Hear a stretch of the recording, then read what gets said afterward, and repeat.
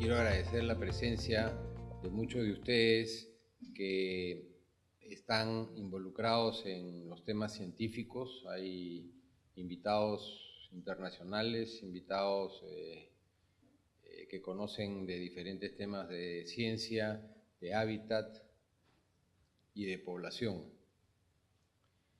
Es cierto que hay muchos factores que limitan la sostenibilidad de las diferentes biomasas.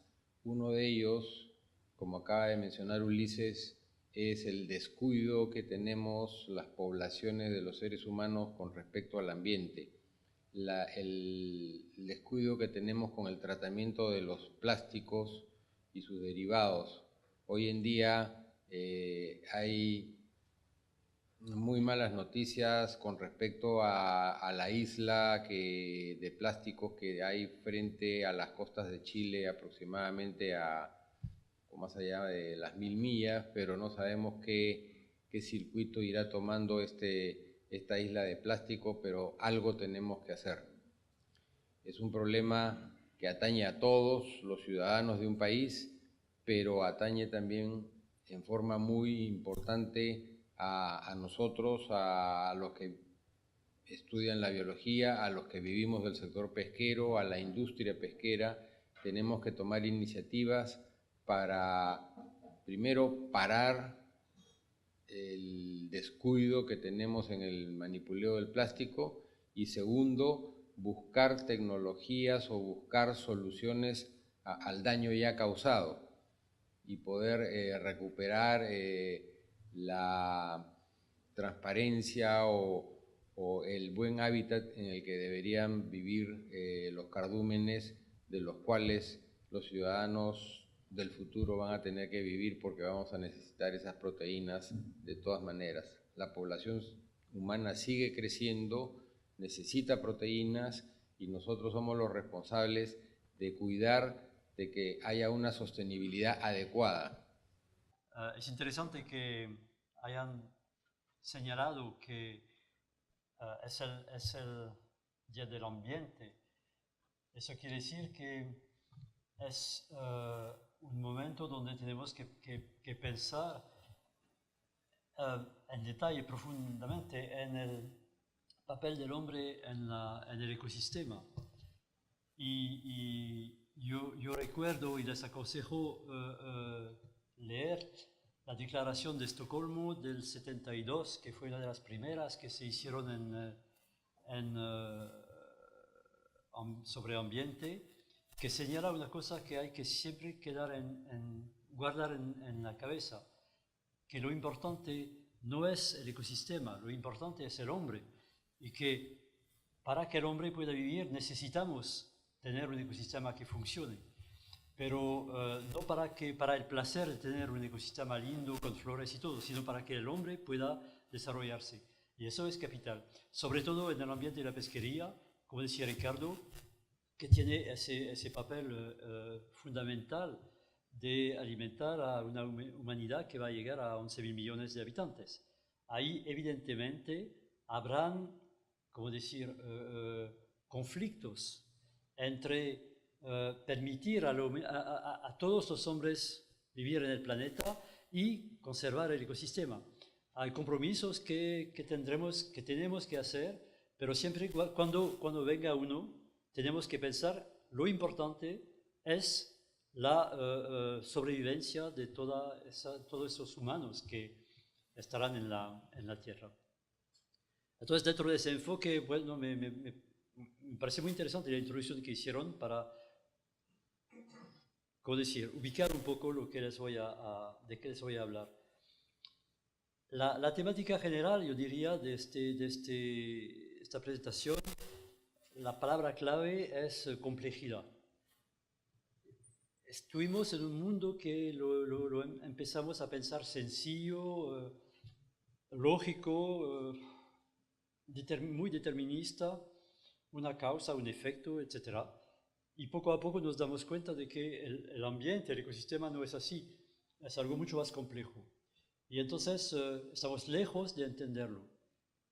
Pero poco a poco se va ¿cómo decir?, caminando hacia una mejor comprensión.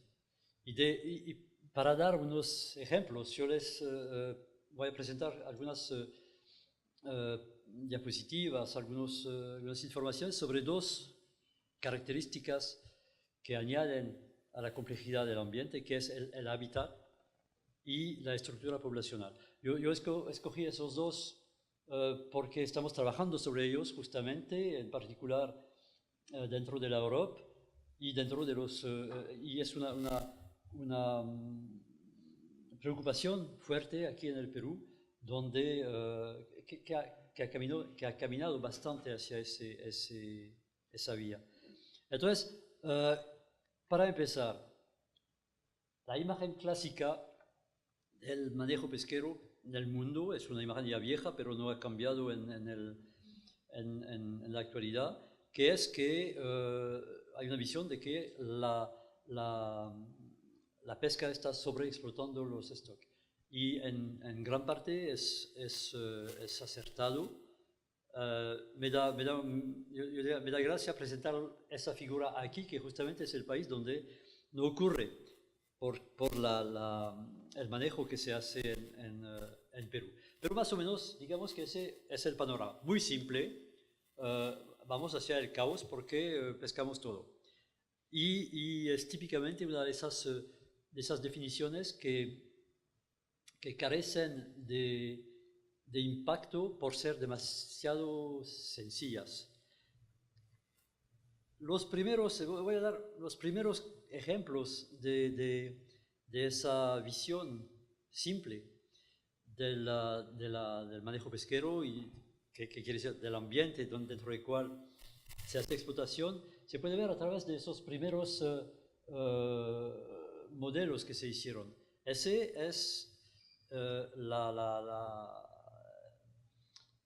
observación de Beaverton y Holt, que son los dos precursores de la biología pesquera, unos tipos impresionantes, unos grandes científicos, que tenían que presentaron las cosas que es cierta, es decir, tenemos por una parte la llegada de huevos y larvas, es decir, de una nueva generación, que es esta línea aquí, donde se ve la mortalidad, que es fuerte al comienzo y que se va después reduciendo.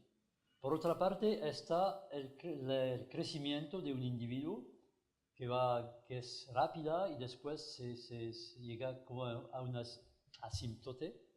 Y la síntesis de esto, que es la biomasa, es una subida grande, porque aunque haya mucha mortalidad, el crecimiento es tan fuerte que la biomasa total va aumentando hasta un máximo, y desde ahí el crecimiento, que es más lento, no puede compensar la mortalidad, y entonces la biomasa va reduciéndose para las clases de edad más grandes. Entonces, la conclusión de esa curva es que hay un momento que llaman la edad crítica, donde la producción de un stock es la más grande. Así que no vale la pena pescar antes porque es una pérdida de biomasa, pescamos animales demasiado pequeños, y tampoco después porque la biomasa va bajando. Hay una edad crítica que llevó al concepto de la pesca máxima sostenible. Entonces, lo que me gustó, por ejemplo, es ver lo que dijo como Iris en Amazon. Es lógico. Es lógico, así, la verdad que es lógico, no estoy seguro. La lógica aquí, y dicen, es lo mismo que criar unas ovejas o lo que sea. Hay que criarlas, venderlas, guardar unos para que se puedan reproducir, que el stock se mantenga, etc. Es una visión totalmente fuera del ecosistema, pero que fue la que manejó la biología pesquera, porque de todos modos no había mucha información aparte de los datos de pesca. Entonces es algo valioso que ha funcionado bien, pero que hoy en día es totalmente insuficiente para entender lo que está pasando. Entonces, aquí está nuestra población, muchos pequeños, y poco a poco, mientras están creciendo, va bajando la abundancia. Después de Sobe, etc. Sobre esto se hicieron modelos. El primero, el más elemental, yo diría, fue aplicar el modelo de Schaeffer, que es un modelo logístico, a la pesquería. Entonces, es una curva de captura versus esfuerzo pesquero, que es también de energía recuperada versus energía gastada. Yo gasto o dinero o lo que quieran. Todo eso es sinónimo para ese tipo de modelo. Entonces tenemos lo mismo. Al comienzo, si no hay esfuerzo pesquero, no hay pesca. Cuando empieza el esfuerzo pesquero, sube mucho la captura hasta un máximo y después se daña el stock, el rendimiento baja hasta el colapso y hay un momento aquí, que es ese punto, donde la pesquería deja de ser rentable. El costo de operación es mayor de la ganancia de la captura.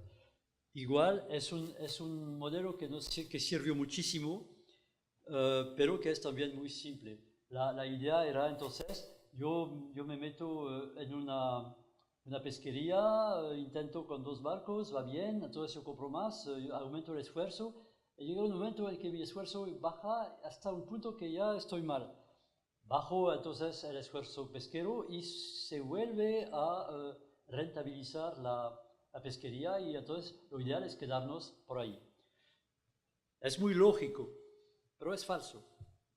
No, bueno, no es falso, es insuficiente. Hay muchos casos donde eso no funciona. Por ejemplo, eso es un animal, el Balistes capriscus, el pez ballesta, que me acompañó toda mi vida de investigador, porque cuando empecé a trabajar en África, ese animal que era disperso, escaso, se pescaba poco, siempre había, pero en muy poca densidad, de repente tuvo una explosión de abundancia y llegó hasta representar 1 millón de toneladas a lo largo de la costa africana. 1 millón de toneladas para países como el suyo parece pequeño, pero para África era el stock más abundante de toda África del Oeste. Eso duró 10, 20 años y ¡puf!, desapareció el stock. Y ese pez no se explotaba, excepto un poquito ahí en Ghana, donde ven las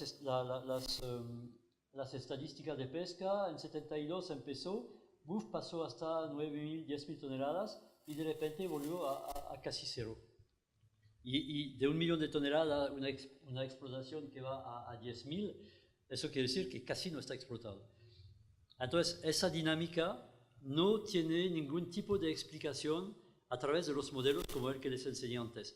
Es decir, que pasan cosas en el ambiente sobre los peces que no lo explica un modelo muy determinista y que no se preocupa del ecosistema. Ese pez fue uno de los que trajeron con ellos la necesidad del concepto de enfoque ecosistémico, etc. Y a mí siempre cuando me pasa y alguien me explica, es que por qué la pesca esto y aquello, y en el Balistes, ¿qué pasó? Y entonces eso hace de uno un tipo con muchos problemas intelectuales, porque yo tenía siempre ese pececito que me decía, no es así. En fin. Entonces, enfoque ecosistémico es una figura clásica, ya vieja, pero que todavía es interesante. Para entender un enfoque ecosistémico deberíamos tener informaciones sobre todas esas ventanillas que hay. Y por supuesto es muy complicado, pero es lo ideal, es donde deberíamos ir. Una vez está hecho este concepto de enfoque ecosistémico, vinieron estudios más ¿cómo decir?, adaptados. Por ejemplo, el doctor Serge García, que fue investigador del IRD antes de ser director de pesquería en la FAO, propuso o nos habló de ese cambio en los años de un manejo sencillo, optimizar la pesquería, el modelo de Schaeffer, hasta un manejo de multiespecífico, hasta un enfoque precautorio, hasta el ecosystem approach of fisheries, y al final cambiando de lo que llama la búsqueda imposible del máximo o de la producción máxima óptima hacia una visión de minimizar el riesgo. Es decir, eso fue una de las temáticas que salieron una vez admitido el problema la pregunta del enfoque ecosistémico. Otro que es totalmente diferente, pero interesante, fue la hipótesis del BOF, Big Old Fat Fecund Female Fish, BOFFF, etc. La idea es la siguiente aquí, es decir, en general, y los modelos de Beverton y de Schaeffer lo enseñan, es aconsejado no pescar los pequeños y pescar los grandes. Otra idea lógica es la que habían enseñado Ilis y su colega. Si yo crío pollos, yo tengo que tener unas gallinas para poner huevos, porque si no ya no hay nada. Es una visión que tiene su lógica, pero que en realidad ha llevado a errores. Y en particular hay muchas poblaciones donde la idea de que hay que proteger los pequeños y explotar los grandes es posiblemente totalmente equivocada. Sin hablar del caso extremo como el mero en el Caribe, donde los jóvenes son hembras, todos, y los viejos machos. Si se pescan todos los grandes, ya no habrán machos en la pesquería. Y aquí la idea es que una hembra gorda, vieja, grasosa, fecunda, no sé qué, cómo lo llaman, tiene una capacidad de poner huevos exponencial frente a la de las hembras más chiquitas.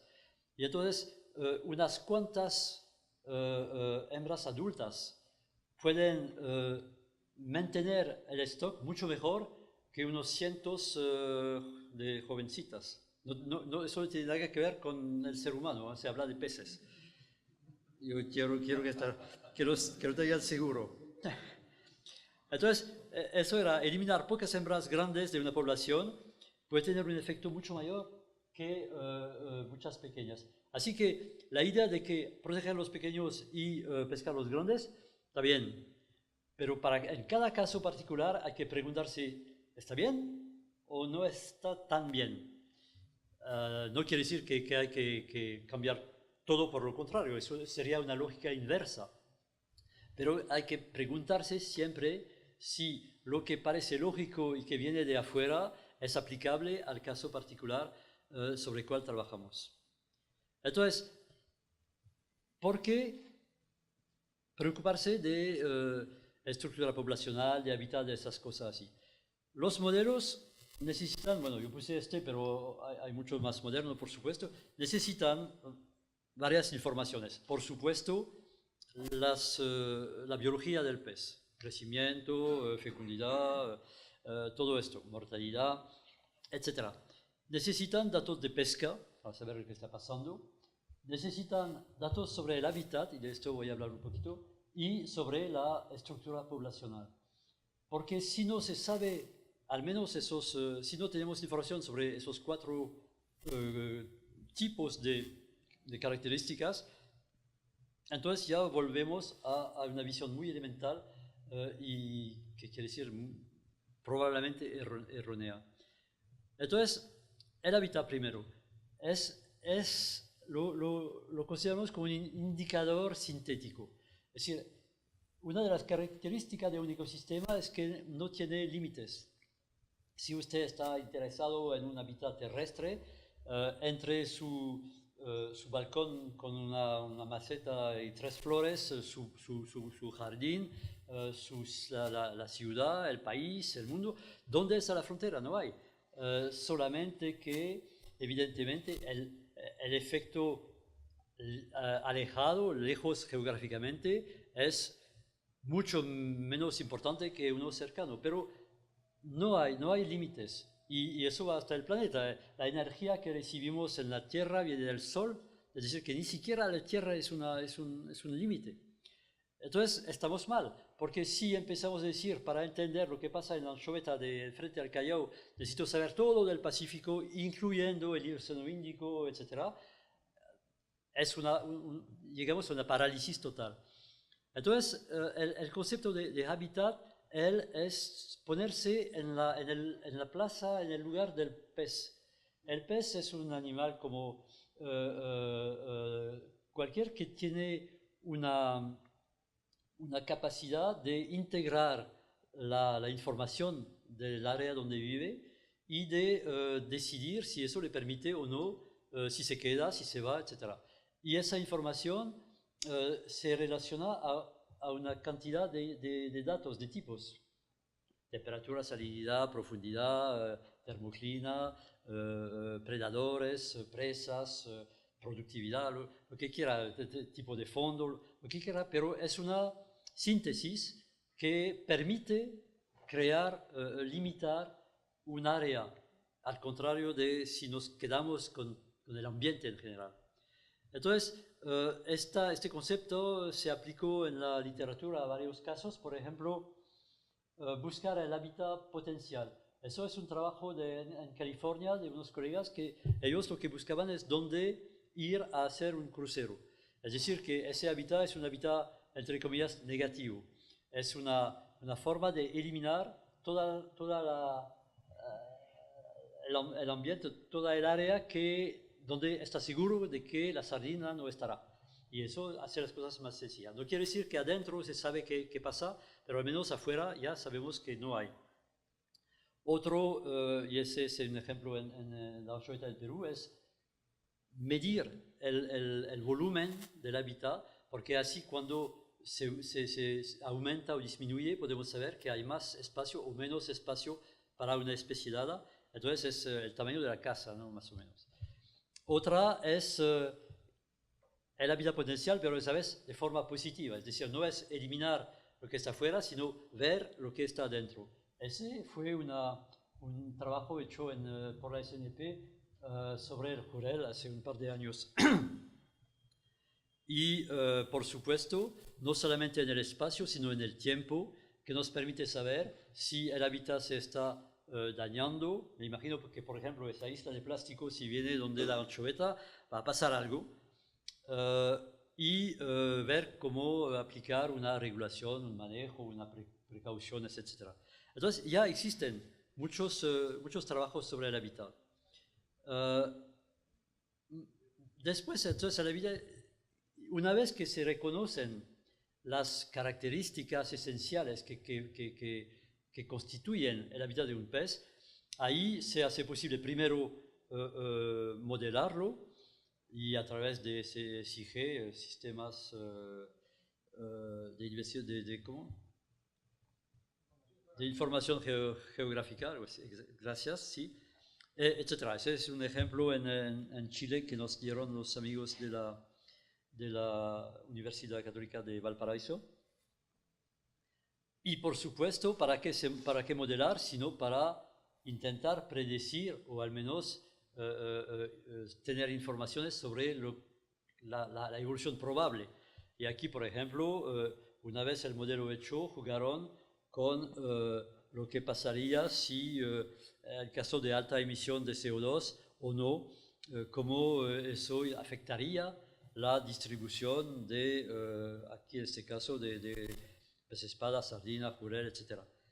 Entonces, eso es uno de los intereses del hábitat que nos permite entender dónde está el pez, ver si donde está el ecosistema funciona bien o mal y a lo mejor proponer recomendaciones pensando en su evolución futura.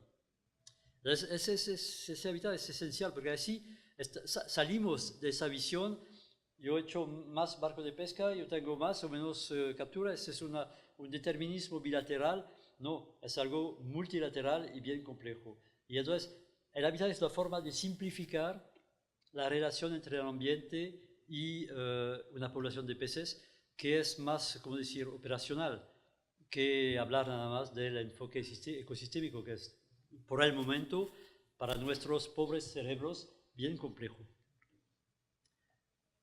Se aplica, por ejemplo, un estudio de un modelo de jurel en el Perú y esa imagen es interesante porque muestra la validación del modelo aplicando sobre el mapa de hábitat, el mapa de captura, de presencia de los barcos, etc. Es decir que es otro punto que no toqué. Si era difícil, si se presentaron modelos muy simples en los 60, es que no había datos. Los únicos datos que teníamos eran la pesca. Ni siquiera habían satélites dando la temperatura o no sé qué. Y entonces había que hacer con lo poco que teníamos. Hoy en día tenemos una cantidad de información y la más reciente fue gracias en particular, yo diría, a la SDP. No lo digo porque me pagaste el viaje, ha sido que es cierto. Bueno, hicimos bajo ¿cómo decir? El paraguas de la SDP unos estudios muy interesantes sobre el uso de los datos acústicos de los barcos de pesca. Y eso se hizo a través de la Europe, donde constituimos un grupo de trabajo que trabajó como 3 años, pero después de años de plegaria por el amigo Ulises y Mariano, por ejemplo, a la Europa para decir, sí, esa información es útil. Entonces, bueno, logramos convencer las instituciones internacionales de su utilidad y ahora tenemos una cantidad mucho mayor de información, lo que nos permite, con una cierta, ¿cómo decir?, buena probabilidad de llegar a resultados, trabajar sobre eso, sobre el hábitat. La última información, que es un scoop, que tal vez no lo saben, es que la semana pasada nos fuimos en Chile a un grupo de trabajo de la Europe para evaluar la posibilidad de crear un grupo de trabajo sobre monitoreo del hábitat. Los grupos de trabajo en la Europa por el momento son relacionados con especies. Hay un grupo sobre jurel, un grupo sobre peces de montes submarinos, un grupo sobre la pota. Nosotros sugerimos un grupo sobre el ecosistema, enfocado en una especie de interés, por supuesto, porque no estamos ahí para hacer ciencia académica, sino que tenemos que proponer resultados. Y entonces se hizo un trabajo interesante. Yo soy bastante optimista en que lo podamos conseguir, que la Europa decida crear ese grupo con los argumentos que están ahí. El hábitat es una forma de sintetizar el ambiente, lo que les dije, y es particular para cada especie. Entonces ya vamos a ver y en septiembre llegamos a ese informe del grupo para que el Comité Científico de la Europa acepte esa recomendación y que esté después aprobada por la Comisión. Las cosas van caminando. Esa es la conclusión, digamos, de la parte de hábitat. Ahora, otro que es más, ¿cómo decir?, menos evidente, que es la estructura poblacional. Nosotros hemos trabajado bastante aquí sobre la estructura poblacional del jurel y llegamos a una conclusión de que se trataba de una metapoblación. Entonces, metapoblación es un concepto no muy complicado, pero que hay que conocer. La base es esta: una población está constituida de adultos que están desovando, que ponen huevos, que dan larvas juveniles. Después los juveniles van creciendo, alimentándose y vuelven a reproducirse. Esto que se llama el triángulo de Haddon-Jones, porque él ese investigador inglés fue el primero que lo presentó de esta forma. Y es una descripción bastante operacional. Por ejemplo, se aplicó en Chile y sobre el jurel, y ven que está aquí el desove, después van los juveniles en la costa, crecen bajando hacia el sur y después, una vez adultos, vuelven a desovar y a pasar de un lugar a otro, para la parte del stock de jurel del centro-sur de Chile. Entonces, ese triángulo de Adler-Jones tiene su evidencia, su confirmación práctica. La pregunta es, cuando hay varios triángulos así, en unas zonas vecinas, ¿qué está pasando? ¿Qué contactos tienen entre sí? ¿Cómo es posible que uno alimente otro o que intercambien individuos, lo que quiere decir intercambien material genético, etc. Y esa fue la pregunta, porque si son totalmente separados, el manejo va a ser diferente que si tienen lazos. Entonces nos preocupamos de esto. La literatura nos da más o menos 3 tipos principales de estructura poblacional.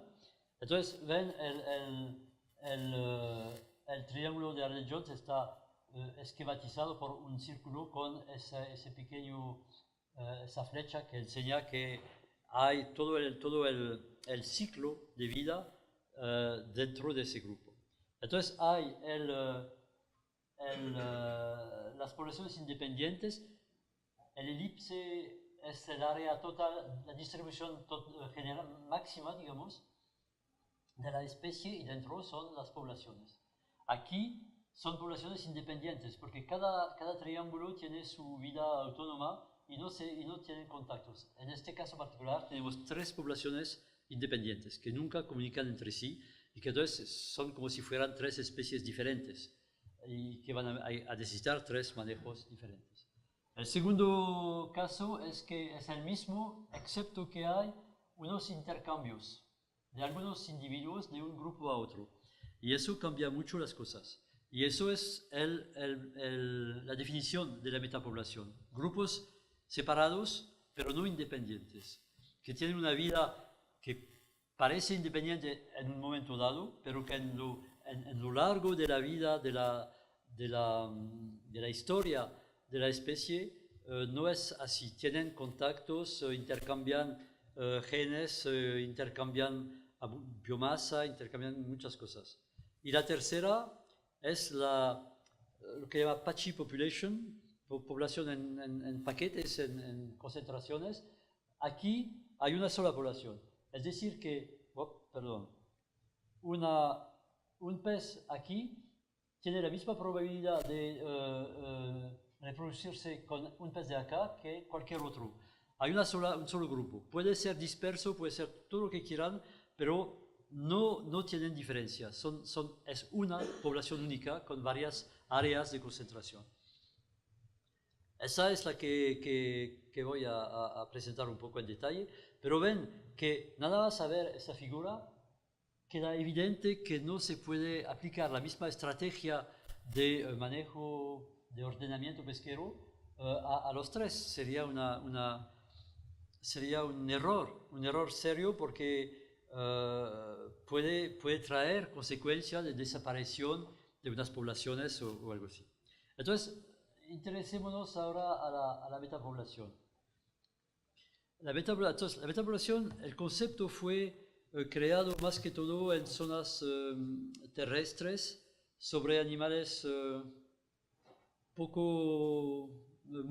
bastante sedentarios, y en general con una visión de protección del ambiente, de áreas protegidas, etc.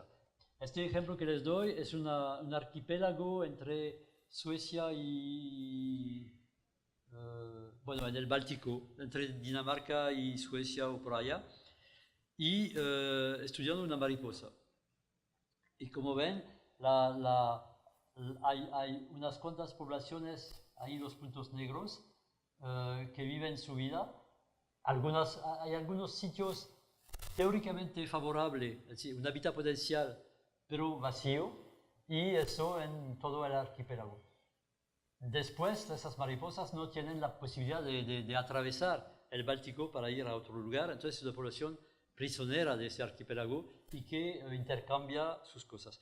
Ese era el tipo de metapoblación. Por supuesto, evidentemente, los conceptos, las condiciones, las características, difícilmente se puede aplicar a una especie como la anchoveta o el jurel, que no tiene nada que ver con ese tipo de vida en un ecosistema limitado.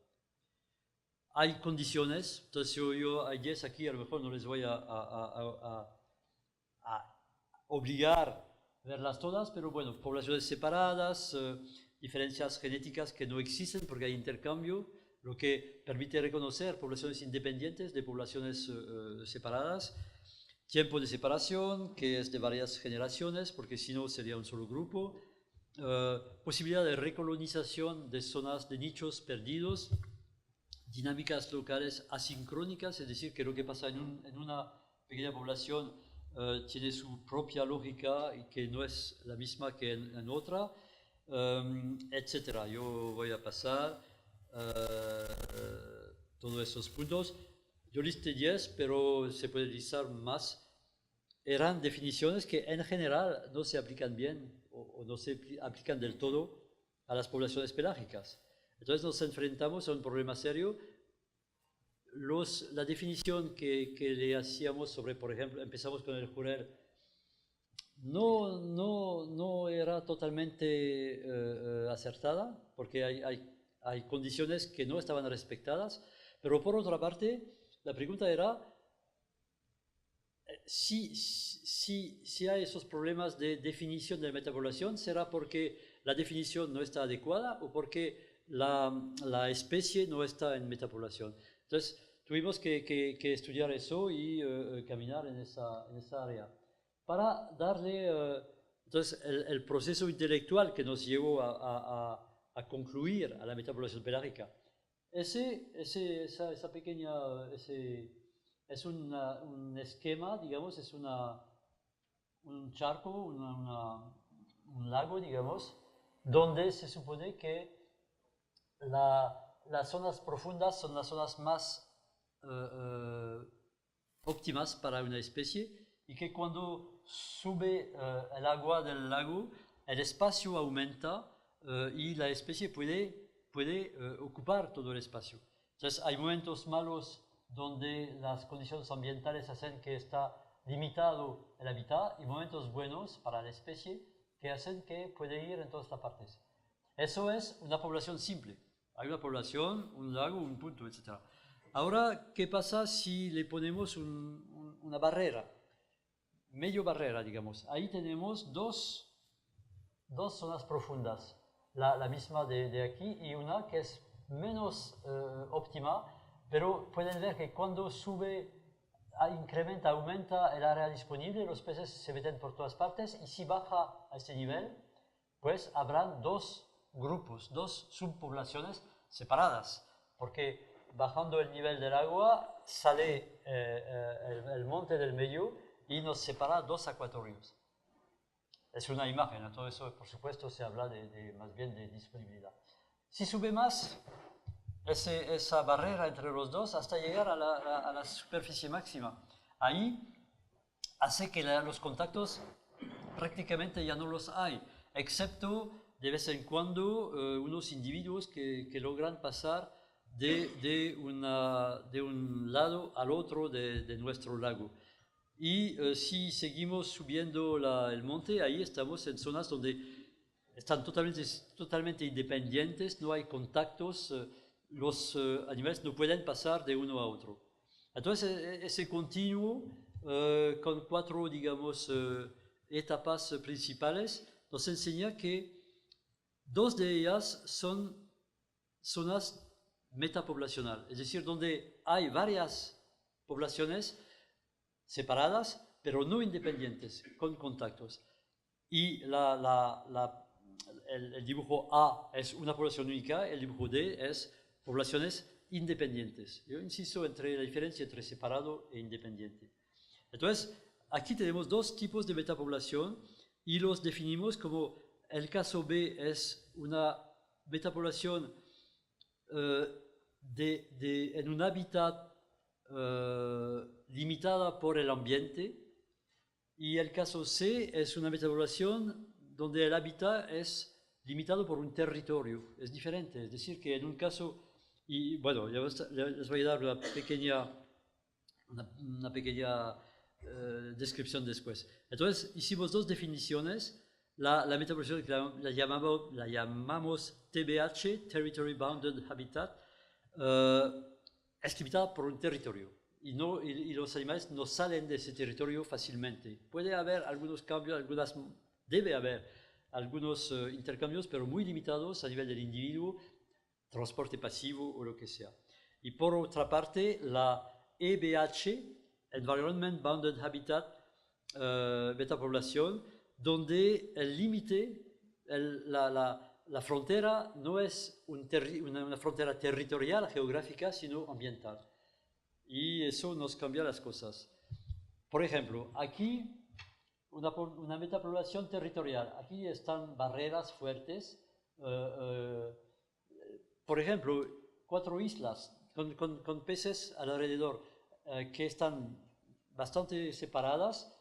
Los peces no van normalmente de una a otra. Y en cambio estamos en un ambiente, en una metapoblación ambiental donde no hay esas fronteras naturales, físicas. ¿Qué está pasando? Yo puse aquí, digamos, lo que es la población fuente, para tomar una. Y nos interesamos a esto. ¿Qué pasa si el ambiente se vuelve más favorable? Aumenta el área disponible dentro del territorio. Y es así lo mismo en los dos casos. Sigue así, pero llega un momento en que si el ambiente favorable va hacia otros lugares, pues no permite a esa población en una EBH aumentar y salir, ocupar todo el ambiente favorable, mientras que aquí está bloqueada por el territorio y no puede ocupar todo el ambiente teóricamente favorable. Y hasta un extremo en que, en el caso de una metapoblación limitada por el ambiente,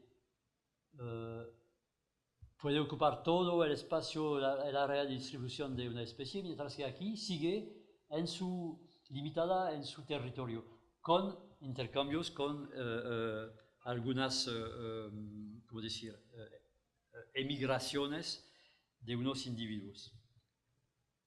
Entonces, ahora más o menos ya ven más o menos la idea de la metapoblación pelágica, que es la que no está delimitada por un territorio, sino por una termoclina, por ejemplo, o un ambiente. ¿Qué consecuencia? Bueno, aquí los 4 casos, empezamos con una población única, después la idea es que estamos en una población de varias concentraciones, una que está la de acá, de adultos, y la otra que encontraron otro sitio favorable para alimentarse, pero que siguen volviendo a reproducirse juntos. Después llegamos a una parte intermedia donde ese grupo del norte encontró otra área de reproducción, pero sigue también yendo aquí. Y al final una metapoblación donde hay 2 triángulos de Arden-Jones que son separados. E incluso puede empezar otro. Entonces ahí hay hay 2 tipos, yo diría, de manejo. En las primeras el manejo tiene que ser global porque es una sola población. Cualquier sea las interacciones entre los animales, es una sola población ya que se reproducen juntos. Y el manejo tiene que ser global. En el caso de la metapoblación, el manejo tiene que ser separado porque la vida, la vida de ese grupo es, aparte de unos contactos, es solitaria, es independiente. Y entonces el manejo que se va a hacer aquí no va a afectar, o muy raras veces, el manejo que está en el otro grupo. Pero hay que no confundir manejo independiente y manejo separado. Es decir, el caso del Jurel, que era el que nos llevó a esas conclusiones, es una metapoblación, o lo consideramos como tal. Lo que quiere decir que si el manejo de la parte peruana, que parece que ya ha bajado bastante, no afecta la parte que está en la zona sur, centro-sur de Chile. En cambio, como esa parte sur es la que de vez en cuando alimenta en biomasa o en individuos la subpoblación norte, si esta parte sur está mal manejada, puede afectar las subpoblaciones que dependen de ella. Así que manejo separado sí, manejo independiente no, seguro que no. Otra forma de ver el impacto sobre el manejo. Ahí está la curva del tiempo de la biomasa. Bueno, las letras eran de otra figura que la eliminé porque me iba a llevar demasiado tiempo, pero la idea es la siguiente. En una población, metapoblación pelágica, hay un largo tiempo, que lo puse incluso con más tiempo aún, donde la población es bastante regular, baja, o digamos la consideramos baja, pero normal, vamos a decir. Y de repente, a un momento u otro, como en el caso del Balistes que les enseñé, hay una explosión de abundancia que por razones naturales vuelve a bajar y a llegar a ese nivel. Ese es el ciclo de una población pelágica en general. Entonces, ¿qué impacto? Si estamos pescando, entonces hay una pesca aquí, un manejo durante todo ese largo tiempo estable, digamos, y tenemos una estrategia de explotación. Después viene la explosión de la metapoblación, de esa subpoblación de la metapoblación. Y entonces estamos en otra dinámica, otra lógica, una biomasa mucho más abundante. En el caso del Jurel había al comienzo como 5 millones de toneladas de biomasa, luego pasó como a 30 y volvimos ahora a los 5. Entonces, por supuesto, la estrategia de explotación tiene que ser diferente, porque no tiene sentido seguir con un esfuerzo pesquero adaptado a esa biomasa en el momento en que va tan alto. Pero después viene la parte de caída de la biomasa, que también es natural, y ahí es donde los problemas serios empiezan para la pesquería, porque en teoría desde aquí es normal aumentar el esfuerzo pesquero, es decir, aumentar el número de barcos o lo que quieran. El problema es que aquí hay un lapso de tiempo entre el momento de adaptación del esfuerzo pesquero y la bajada de la población. Y si se sigue explotando esa parte con el mismo esfuerzo pesquero que se usaba para la parte máxima, entonces llegamos no a la bajada, sino al colapso de la población. Entonces aquí hay riesgos. El primero es que algunos términos que se usaban en biología pesquera no se pueden entender. ¿Qué es, por ejemplo, una biomasa virgen? Aquí. El momento es de 5 millones, después es de 30. Y fue divertido ver, por ejemplo, ver en la Europa que los modelos que no contemplaban esos puntos, que usaban una biomasa virgen dada, que venía de la historia de la pesquería, es decir, que era de los tiempos buenos, evidentemente no se podía aplicar y de un día para otro dijeron, bueno, vamos a bajar la biomasa virgen a este valor, lo que es muy razonable, pero no tiene ningún fundamento lógico dentro del modelo que están usando. Por buen sentido, por ser inteligente, decidieron bajarlo, pero sin poder dar explicaciones. Entonces, hay términos y hay modelos que difícilmente se aplican. También hay que pensar que la bajada de biomasa no necesariamente quiere decir que es un problema para el stock. Es volver a un nivel que era el anterior. Y mi Balistes me enseñó eso. El momento malo tal vez era cuando eran tan numerosos, quién sabe. pero después, entonces, si el manejo no toma todo eso en cuenta, va a seguir explotando y ahí sí hay riesgo de colapso, es decir, de desaparición. Entonces, conocer el funcionamiento de una población permite evitar una cierta cantidad de errores como estas, por ejemplo. Les voy ahora, para terminar, dar unos ejemplos de metapoblaciones pelágicas y de por qué se estudiaron y se buscaron métodos de manejo.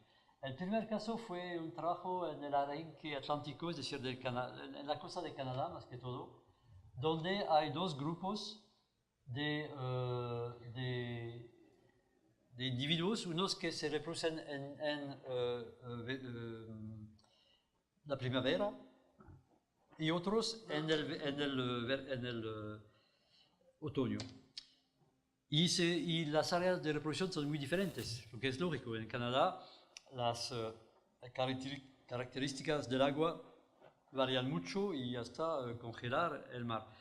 Entonces hay un grupo que se reproduce en el sur, que es de primavera, y otro en el norte, que es de otoño, cuando las condiciones son buenas. Metapoblación, ¿o no? La pregunta era compleja, porque muchos decían, son dos poblaciones diferentes. Los adultos se encuentran en el mismo lugar, pero se van después cada uno por su cuenta y no se pueden mezclar, porque unos son maduros en otoño y otros en la primavera. Pero el amigo Ian McQueen trabajó sobre eso y dijo, sí, es una metapoblación porque observamos que en una clase de juveniles, digamos que van para su primera reproducción, hay algunos que crecen más rápido que los otros, y estos se encuentran en estado de premadurez antes de su clase de edad. Y entonces, ¿qué van a hacer? Pues se siguen los que están en el mismo estadio fisiológico. Y entonces, en lugar, por ejemplo, de ir en la primavera abajo, van a ir con los colegas maduros en la zona de otoño para desovar. Y esos pocos individuos hacen que hay contactos, es una metapoblación. Ok. Otro es el arenque británico, en la costa noroeste de Europa. Hay un sistema bien complejo, es una metapoblación del mismo tipo que las acabo de enseñar, pero donde todos los adultos se van a agrupar en una zona particular, donde está la pesquería. Y por supuesto es imposible reconocer, pescando, la origen geográfica de un grupo o de otro. El problema aquí es que aunque parezca que todo bien, si una de las metapoblaciones está en malas condiciones, podemos acabar con ella sin darse cuenta, nada más porque pescamos normalmente los adultos. Entonces, yo no tengo ahí soluciones, pero es la presentación de una dificultad que hay que estudiar en serio para saber cómo hacer para que se mantengan todas esas subpoblaciones en una metapoblación particular. Otro es un caso que recién aparece y se observaron anchovetas en el Mar del Norte. Las anchovetas en Europa, como saben, se limitan, el stock más norteño está en la bahía de Vizcaya y después van de España, Portugal y el Mediterráneo. Es una especie caliente, digamos. Y de repente se pescaron anchoveta hasta en Escocia. Entonces pregunta, ¿de dónde vienen? ¿Qué está pasando?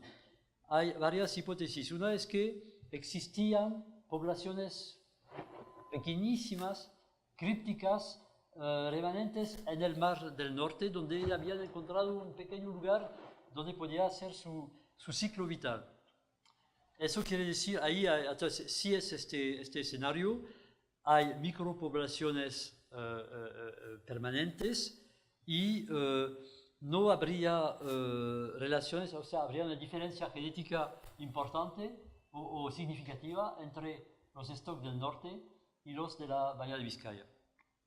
Otra hipótesis es que es una población que salió de por acá y que por el calentamiento global pudo subir y ocupar nuevas áreas favorables.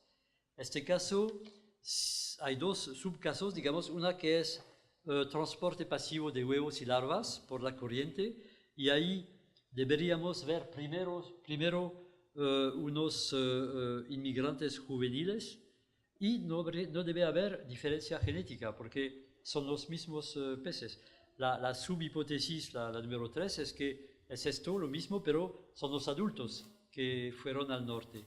Y aquí deberíamos ver primero los adultos grandes, pero igual no habría diferencia genética. Entonces se estudió eso y los colegas llegaron a su hipótesis mayor es que sería, provendría de pequeños stocks locales que tienen condiciones mejores para expandirse. Ahora, la pregunta es, eso es hoy, pero ¿de dónde vienen esos pequeños grupos? Aquí hay dos preguntas. Una es, ¿qué es el loophole, el lugar de sobrevivencia? Y la segunda es, ¿cuáles son las relaciones reales entre esos dos? Bueno, eso es su conclusión. Yo sospecho que es un poco una mezcla de los dos, es decir, que puede haber poblaciones locales, pero es muy posible que haya una invasión. Eso se puede ver usando modelos de tipo lagrangianos para ver la deriva posible de partículas, huevos, larvas, adultos de la Bahía de Vizcaya hacia el Mar del Norte. Bueno, ahora para volver a casa, ¿no? Manejo el caso de la anchoveta peruana. Como pueden ver, hay bueno, como lo saben muy bien, no les voy a aprender nada, una muy alta variabilidad de biomasa en esta especie, lo que nos enseña que es una especie con riesgos de desaparición local, que tiene que haber construido defensas para mantenerse viva durante todos los tiempos prehistóricos, históricos, etc. Bueno, otra información que es que al menos ese grupo, esa población aquí, tiene una muy grande homogeneidad. Es decir, que se reproduce por todas partes en este área, que tienen una estructura de talla más o menos homogénea que se encuentra en toda la área de concentración.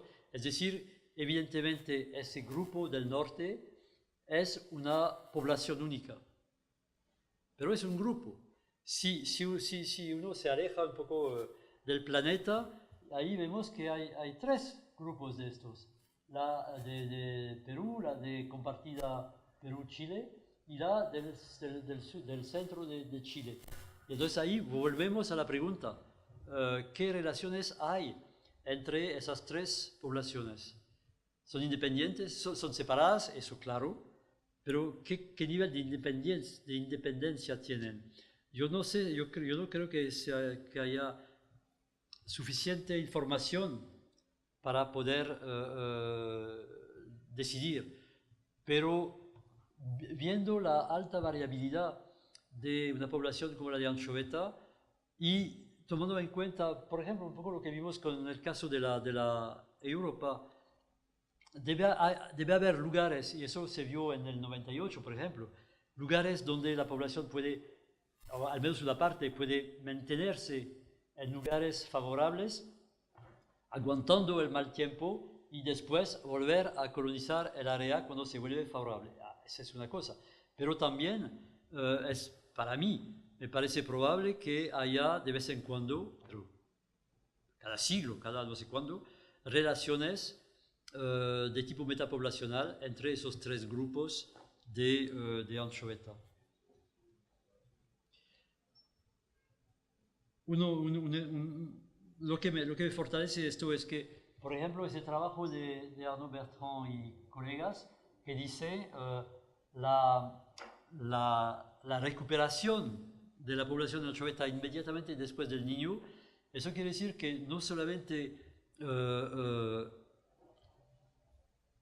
requiere no solamente un reclutamiento bueno, sino que haya lugares protegidos protegidos en el sentido ambiental, donde siempre las condiciones permiten a la anchoveta sobrevivir. Entonces,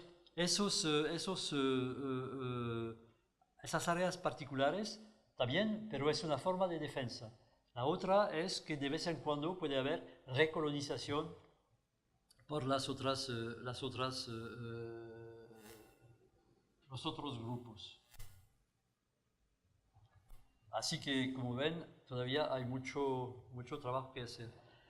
Bueno, conclusión, yo les decía al comienzo que yo iba a tocar más que todo el tema de la complejidad. Y vieron que en esos dos ejemplos que eran pequeños, ya la cantidad de cosas que no sabemos, de hipótesis que hacemos por caminar y todo, es enorme. Y no hay solamente hábitat y estructura poblacional.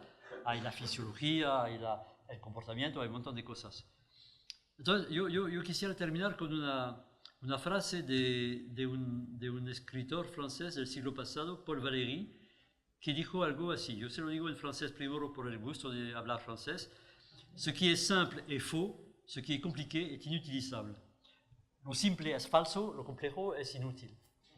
Y entonces, ejemplos ahí son modelos tróficos, y solamente tróficos, no se habla de las otras partes de interacciones, etc. Si hablamos de procesos, ya ven que llegamos a una complejidad totalmente inaccesible, porque requeriría que tuviéramos conocimientos de todos los parámetros y de todas las ecuaciones que regulan las relaciones entre los parámetros, fuera de alcance. El otro extremo es la cadena trófica. Los grandes se comen los pequeños. Eso está bien, pero no nos lleva en ningún lugar. Entonces, si nosotros no queremos, nosotros biólogos pesqueros, no queremos intentar describir todo el ecosistema. Lo que queremos es tener información suficiente como para manejar de forma adecuada una población pesquera. Entonces, eso no nos sirve. Esto, como dice Paul Valéry, es falso, porque no tiene mucho sentido. Entonces, tenemos que encontrar, llegar a un modelo que esté a la vez no demasiado simple, pero no demasiado complejo. Y ese es para mí, y última palabra, es el gran desafío de la biología pesquera. Muchas gracias. Tengo un par de pequeñas inquietudes. Primero, importantísimo lo que manifestaste, que, bueno, tradicionalmente sabemos que proteger a los juveniles es una forma de proteger al recurso. Siempre se ha aplicado, eso es lo que recomienda el Código de Conducta Pesca Responsable, que el manejo pesquero hay que ver ese tema. Pero sin embargo, hay interesantes hipótesis que tú has manifestado, el de la protección de los adultos. No sé si puedes ampliar un poquito este tema porque es muy, muy interesante. Lo segundo es, digamos, la importancia que tiene básicamente el cambio global, la variabilidad climática en los modelos que se realizan. Por ejemplo, en los ejemplos que nos diste para el norte europeo, evidentemente no tienen mucho problema con esto. Aquí hay dos cosas para mí. Una que es que no hay que generalizar las cosas. Yo daba allí el ejemplo del mero. Si decidimos pescar nada más los grandes, ya se quedan puras hembras y no habrá reproducción. Pero por otra parte, por ejemplo, el caso de la anchoveta, tal como lo veo, ese pez crece tan rápido que pescar los pequeños antes de que hayan llegado en cierta biomasa es lo que decían Bemerton y Orr. Es absurdo, porque esperando 3 meses ya se duplica o multiplica la biomasa. Entonces, cada caso tiene que estar estudiado con su biología, con su conducta, con sus características. La idea de decir siempre hay que proteger los juveniles y hay que pescar los grandes, es una visión muy simplista, demasiado elemental. Yo, por ejemplo, estoy medio convencido, pero eso es un dedo mojado, ¿no?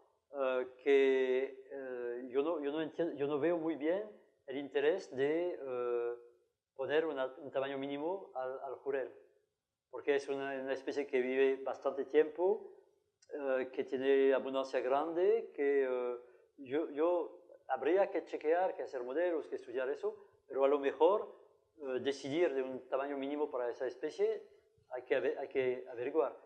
Y hay otras especies en que, como te decía el mero, pero muchas otras, en general de vida larga, que es mucho mejor cuidar los adultos que los juveniles.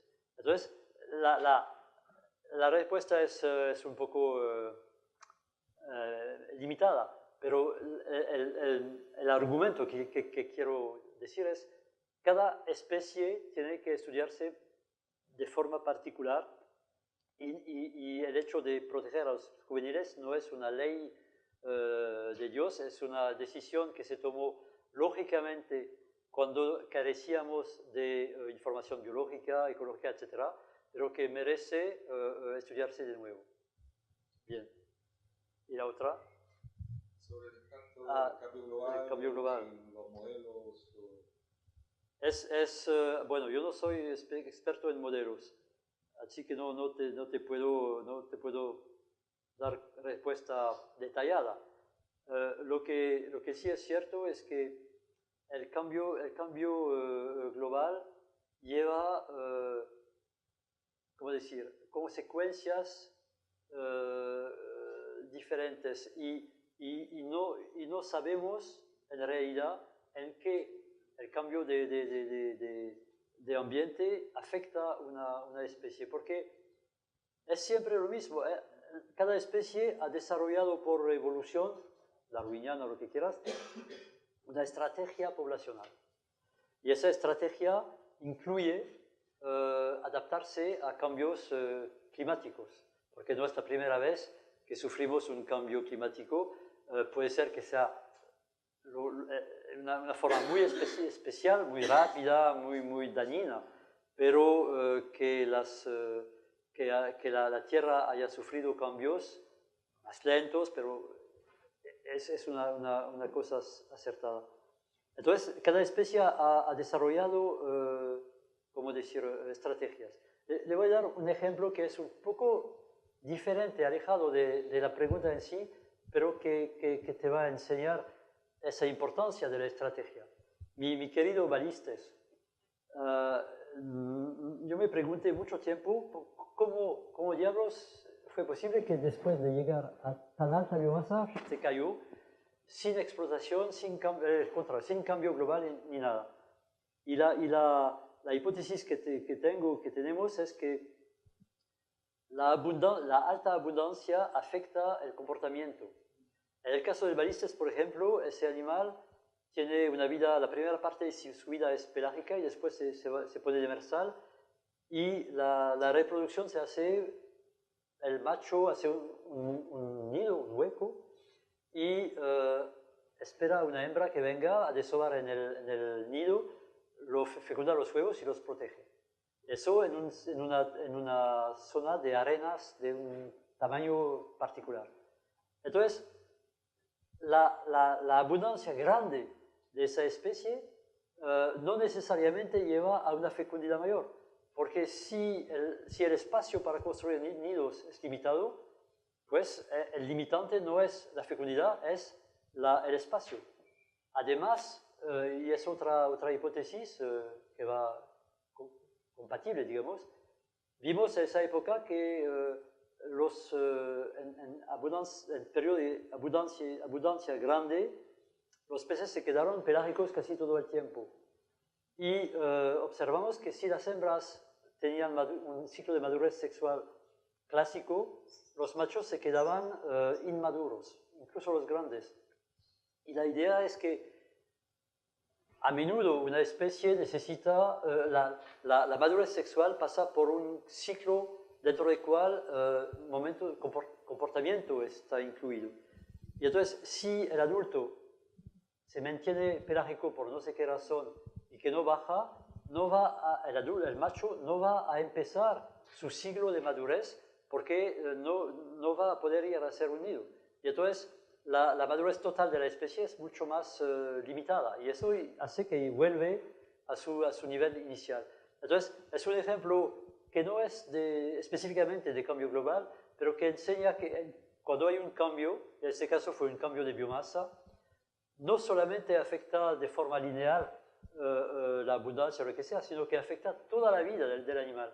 Entonces hay que cuidarse mucho porque puede ser muy beneficioso, puede ser muy malo, puede ser, no sabemos.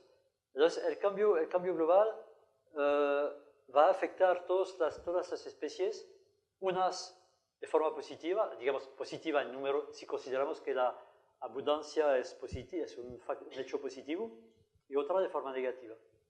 Y eso es, otra vez, cada especie con su estrategia, que la tenemos que observar y no generalizar una visión limitada.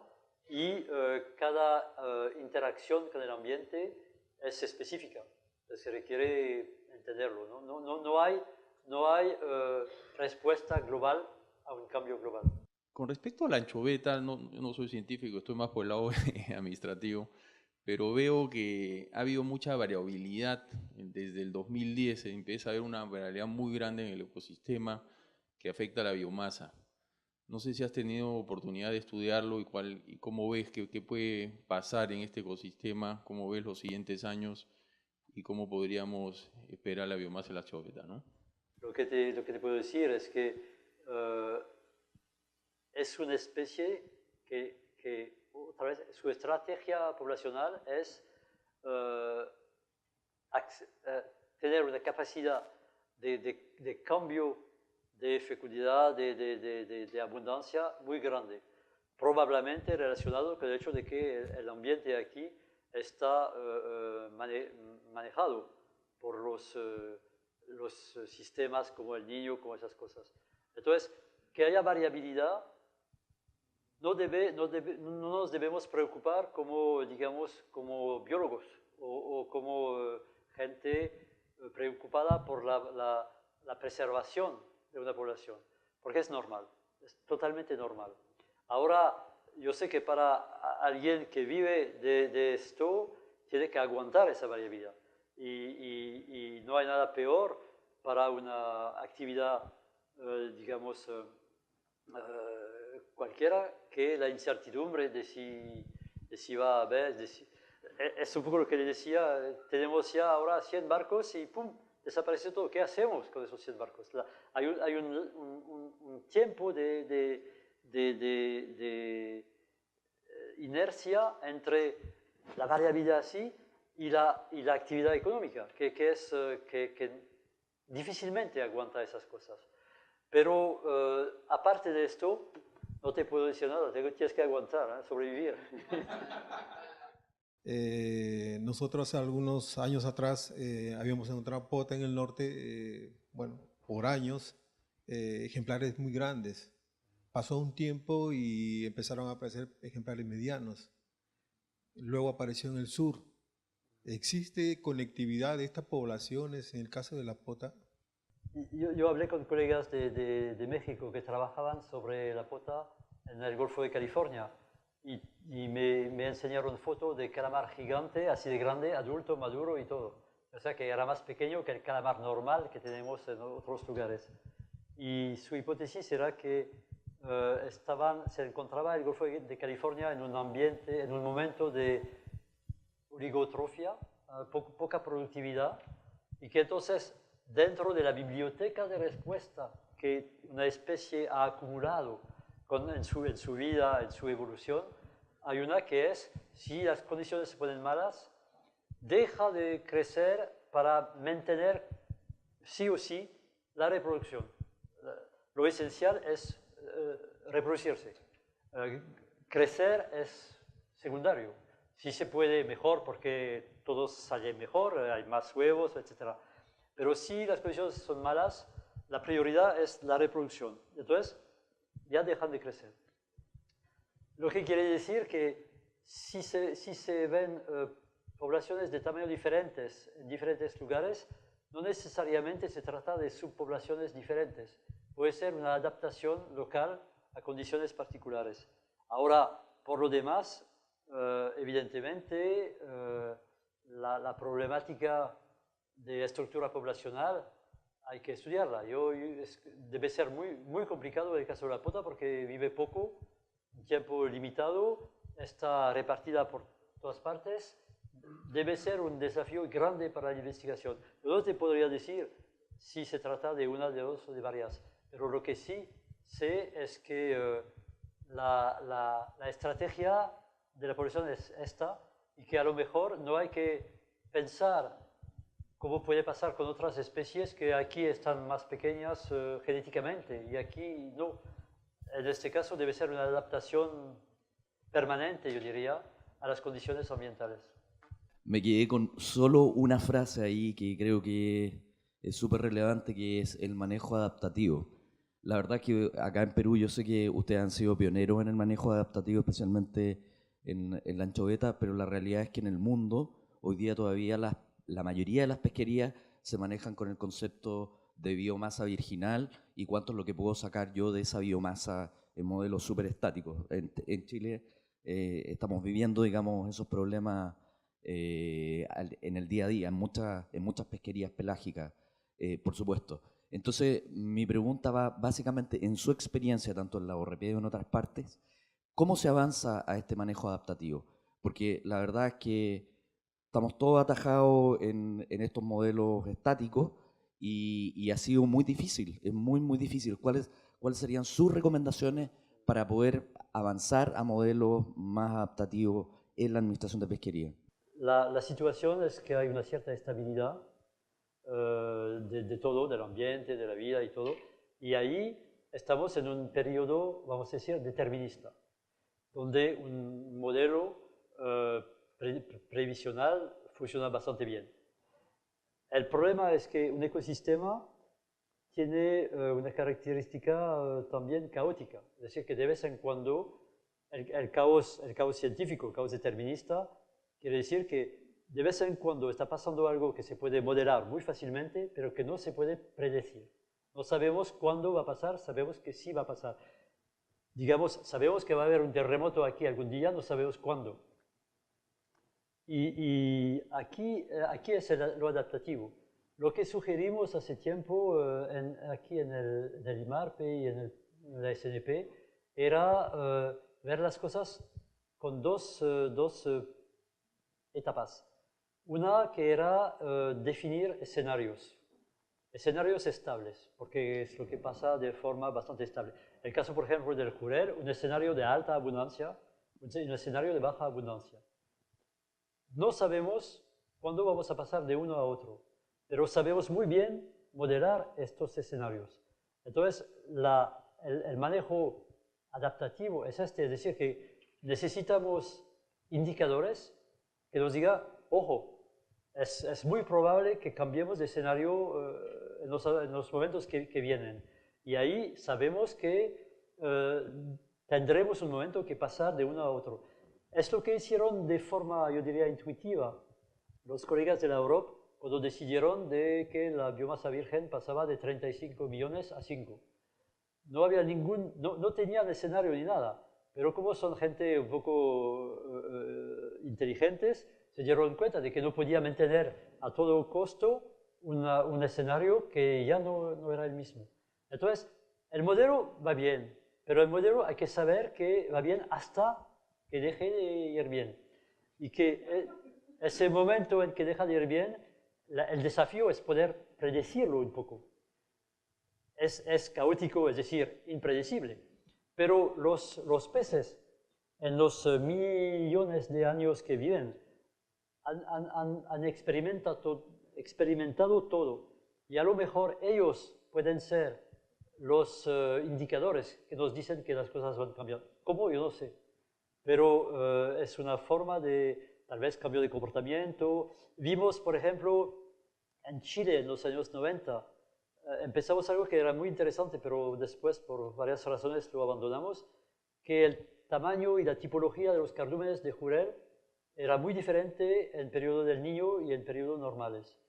Ahora, me dije, podría ser interesante saber si eso es una forma que permite ver que las cosas están cambiando. Poco tiempo antes, puede ser 6 meses, pero 6 meses ya es algo. Pero para mí eso es, el manejo adaptativo es tener en sus filas varios escenarios dentro de cuales sabemos que a cada uno hay que aplicarle una forma de manejo particular y estar vigilando el cambio inesperado de un escenario a otro. Es un sistema tal vez un poco complicado, pero ahí yo diría tenemos que ser empíricos, tenemos bueno, adaptativo quiere decir nos adaptamos, ¿eh? Y es una de las formas potencial de hacer eso. Mi pregunta es específico en relación a lo que mencionaba de las hembras desobantes. En el Perú, en la anchoveta, tenemos un nivel de desove que es un punto de on-off, ¿no es cierto? Llegamos allí y se para la pesquería. Sin embargo, han habido momentos, sobre todo los fines de la temporada, en que el índice correspondiente es muy cercano al off, pero no tenemos una medida, digamos, que pueda relativizar esa mayor incidencia y cercanía al on-off con, por ejemplo, cierres temporales en lo similar a los juveniles en las áreas de mayor desove. ¿Cuán pertinente usted ve y necesario en el contexto actual medidas de esa naturaleza? Gracias. Igual aquí, nada más lo que puedo decir es que no hay que aplicar cosas estándar. Si aparece una forma como esta de varios picos de madurez sexual o de fecundidad, es decir, eso quiere decir, puede haber varias razones. Una que es una adaptación a un momento en que puede haber zonas favorables, un poco lo que pasó con el arenque de Canadá, pero a un periodo con una historia mucho más larga, que al final se encontraron dos grupos que aprovechaban de dos momentos posibles de reproducción. Entonces yo no tengo aquí, no le tengo una respuesta así por carecer de conocimiento y de información. Pero sí, si eso es el punto, quiere decir que hay que meterse en serio a estudiar ese punto. No es un punto indiferente, es algo... Si la especie ha seleccionado un modo de